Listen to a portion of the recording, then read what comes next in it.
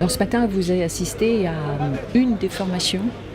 que la MONUSCA délivre au profit des forces armées centrafricaines, les FACA,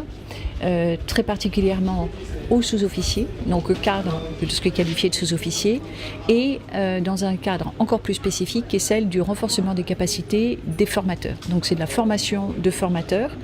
c'est une des formations complémentaires qui suit d'autres formations qui ont déjà été délivrées.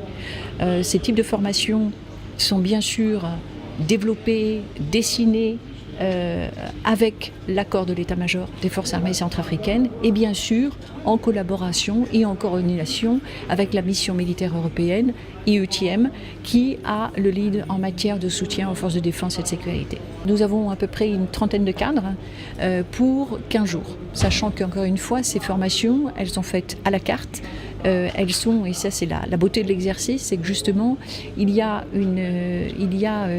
systématiquement une volonté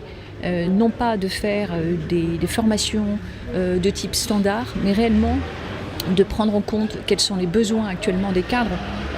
FACA, des cadres centrafricains, et de voir, parmi encore une fois un standard, comment on peut les ajuster et faire un petit peu plus à la carte.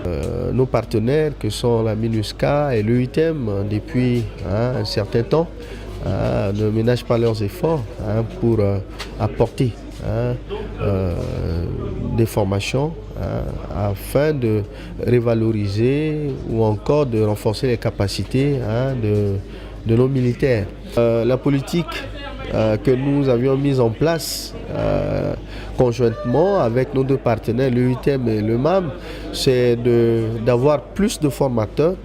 pour qu'ils puissent à leur tour former les éléments des forces armées centrafricaines. Donc, ces militaires qui vont être formés, il y aura un bon paquet qui vont devenir des instructeurs,